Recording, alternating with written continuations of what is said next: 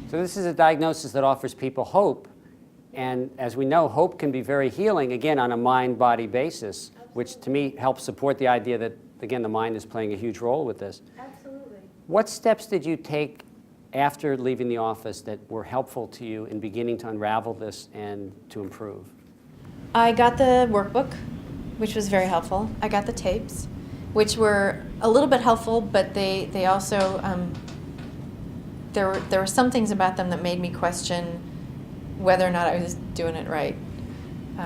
But the workbook was great. So I sat down, I started doing 20 minutes a day on the workbook, and I reread both books. And after several weeks, I started going to see Don Dubin, and things started to get better. By the time I was done with the workbook, I had noticed changes that were small but significant, very significant, and they made me feel like I was absolutely on the right track, and it was the right thing, and I was going to get better. Describe the course of your improvement. I know this didn't happen overnight for you. Again, you had 8 years of pain and had been out of work for 4 years. But over the course, give us a sense of the chronology. Was it a month, 2 months, 3 months? How long did it take for things to begin to improve significantly? I noticed significant changes within a month, because at the beginning of writing in the workbook, one of the first things I asked you when you told me about the workbook was, how am I going to do this? It hurts to hold a pen. It hurts to write.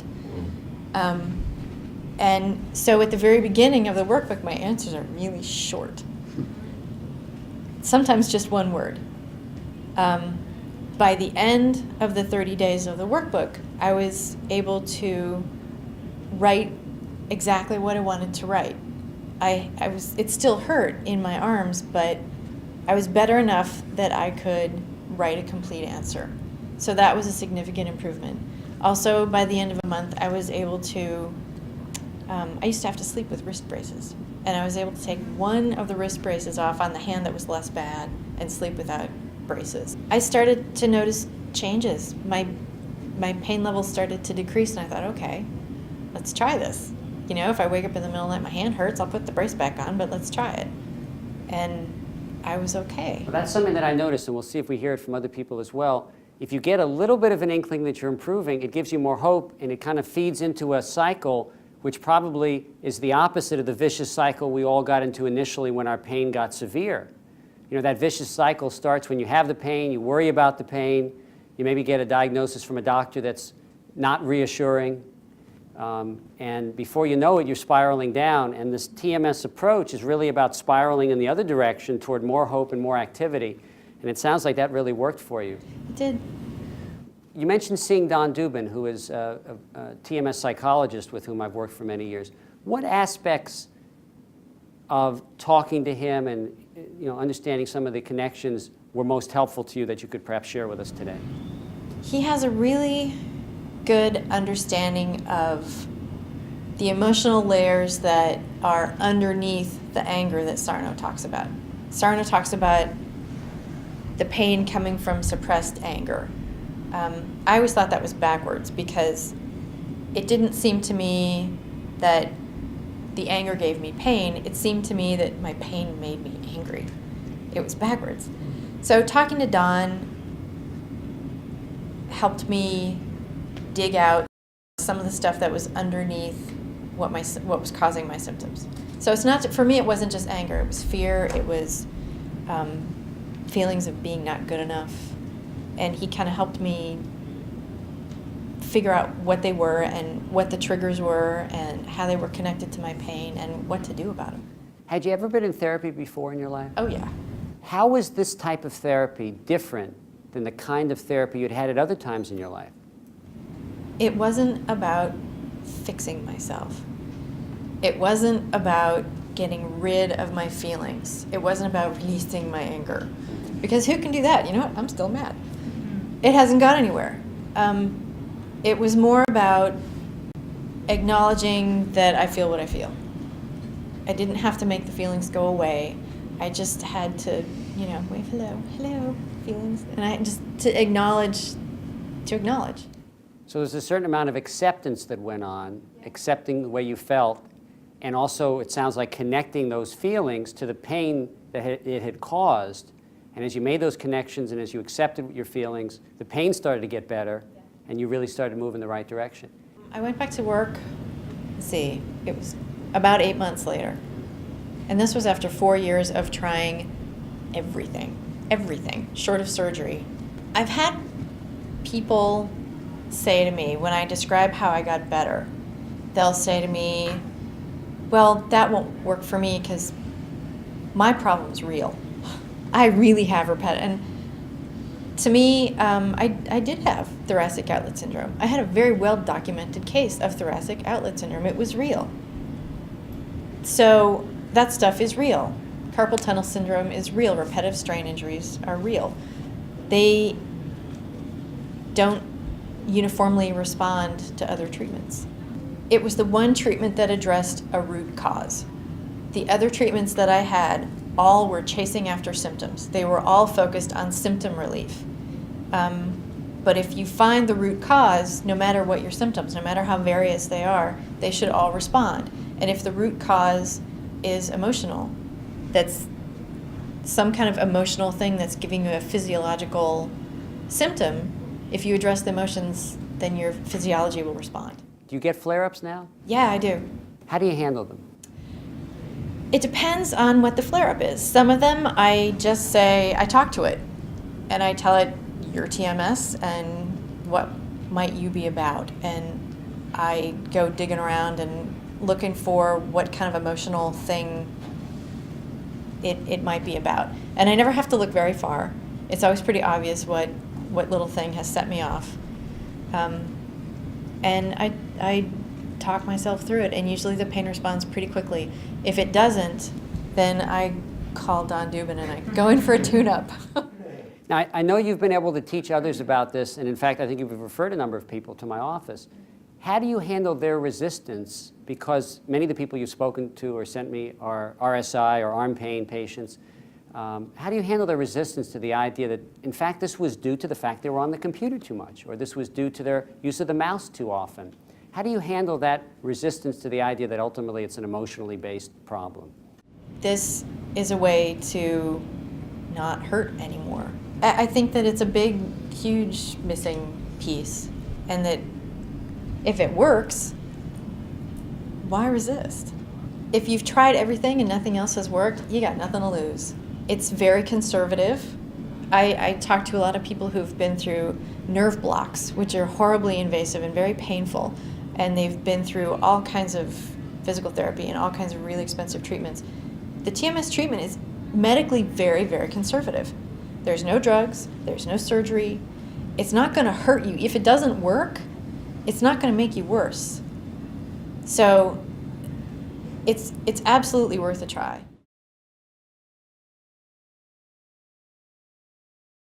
You actually drove over 2 hours, and thanks for doing that to come in and talk to us.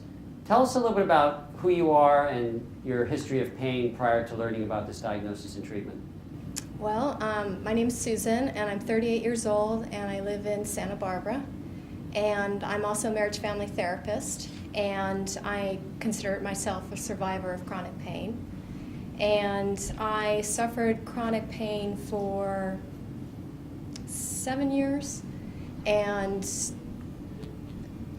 actually recently got rid of it probably about a year ago.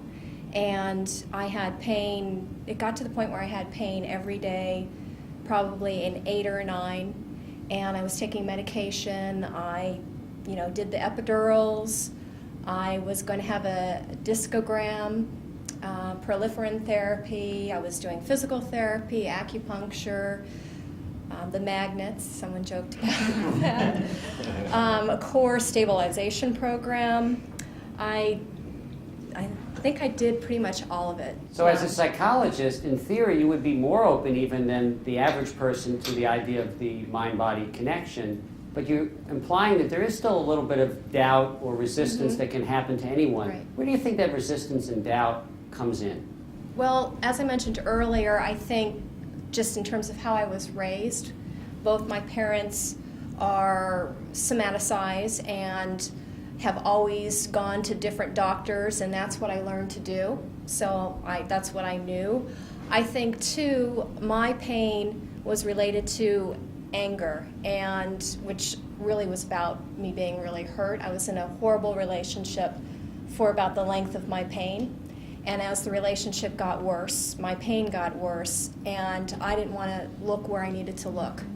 And so it was a distraction, a physical distraction from my emotional pain. And when my relationship ended, I knew my pain would go away, and it took about 2 weeks, and it was completely gone. It was just really amazing.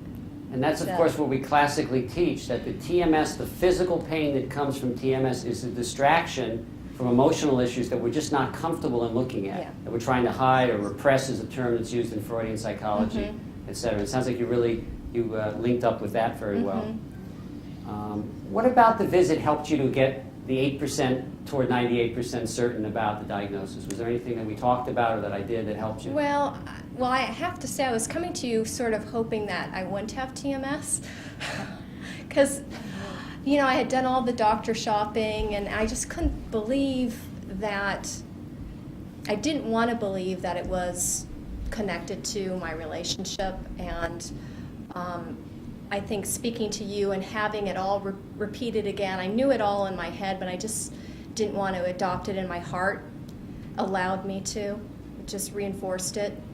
So since accepting the diagnosis of TMS has certain implications, there can be a reason why you or someone else might have a hard time accepting it, because the implications are, hey, I need to look at my life a little differently, Right.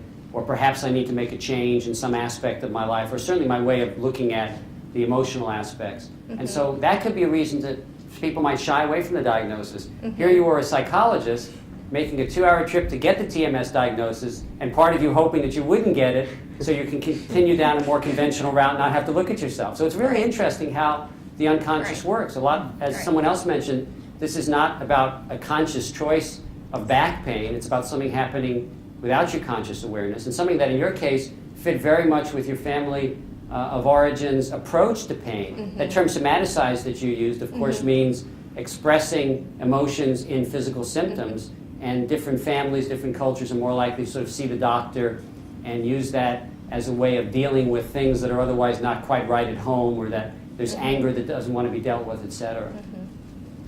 And how long did your process therefore occur afterwards? Because you mentioned very quickly after the relationship your pain got better. What have been the steps sort of since then in terms of dealing with either flare-ups or pain? Well, I mentioned this to you on an email, is that I look at my pain as a barometer, and that something's not going right in my life, that I could attend to. I don't necessarily have to. Just knowing that something's not working, then that puts it in perspective, and I don't have to catastrophize my pain. But being a therapist, I look at it, and it goes away the next day. I just know, okay, I'm angry or I'm anxious. Something, I think the last 2% that got me to 100% was I recently left my full-time job and went into private practice full-time. And I gave 2 weeks notice. And in those 2 weeks, I had the worst neck and shoulder pain I have ever had. I thought I thought, oh my God, this is crazy. And I was doing traction, I was taking medication again, and I was trying to sit with my feelings. And the last day of my job, I was pain-free. Wow. It was absolutely amazing. That's fascinating. And so I realized that my anger is my lower back and my hip, and my anxiety, which really is about fear, is in my neck and my shoulder. So I have different areas in my body that I believe that my emotions manifest. I'm actually cycling 4 days a week, riding with a pack of very fast riders, and doing master swim. I can cross, I used to not be able to cross my legs because of knee pain. I can wear high heel shoes, I can drive a stick shift, I can walk, I can stand, I can... As you become aware of one mind-body link, there does seem to be a tendency with TMS for it to go somewhere else. So many of my successful patients talk about the fact that the way that they ultimately realized they had TMS is that the pain that was in their left low back, one day they woke up and it was in the right low back, or it was in their neck. And so they realized that the unconscious was continuing to sort of play these tricks or these distracting techniques, and that they had to overcome that by conscious awareness. My name is Anastasia, and I'm 39, and I live in Ventura, California. I had gone to my medical doctor. She said I had muscle spasms, but she wasn't sure, possibly due to car crashes from 10 to 15 years ago. So that's what I thought. And I went to 2 different chiropractors. They took x-rays. They couldn't find anything wrong with me. I bought 3 different brand new bed mattresses. I walked around carrying a pillow. I used lots of Excedrin and Tiger Balm ointment, and did yoga, meditation, acupuncture, deep tissue massage. I bought a handheld massager. I was using it every day, and the pain still did not go away. I was very, very scared that I would be living with this for the rest of my life, and not one person asked me, are you going through any psychological, emotional, distress in your life? So I've heard that from other patients, and I find it astonishing that they could see anywhere from 1 to 3 to 6 to 10 different doctors and other healthcare practitioners, and no one ever says to them, so what's going on in your life? Isn't that important? Well, clearly we have found it to be extremely important, what is going on in your life, and of course how you're reacting to it emotionally, but it doesn't seem to be part of the paradigm or the understanding of illness that many people utilize. What made you, do you think, open to this type of a very different way of approaching your pain? Because for the last 10 to 15 years, I am familiar with psychotherapy, and I actually came from a very abusive family growing up, so I dealt with a lot of abuse and high anxiety growing up. So I was a prime candidate for any type of triggering of TMS, and repressing anxiety, repressing anger, and it came out in my body. So I made the connection, and I understood it very quickly. And how did you learn about my work, and tell me a little bit about the first visit that we had together? Well, the very first book that Dr. Sarna wrote, Mind Over back pain? Mind Over Back Pain. Your name is mentioned in the first part of the book about having done studies with him. And I looked on the internet, and I found your name, and I found that you were here in California. I was ecstatic. I found out that also you were on my insurance, so I already knew very important. I knew 100% already. I knew it that I had TMS, but I wanted to go get checked up from you and just to have it diagnosed. And I went to see you, and you did the nerve test on me, and I told you about the relationship that I had ended or had gone through, and I was extremely angry about it, and that's what triggered the chronic TMS pain. And so when I left your office, I had bought the workbook and the CD collection, and I listened to it, and it really helped me also writing out every day. And so I knew it. It's a knowing. I knew inside that I was suffering from TMS and that I was going to heal myself.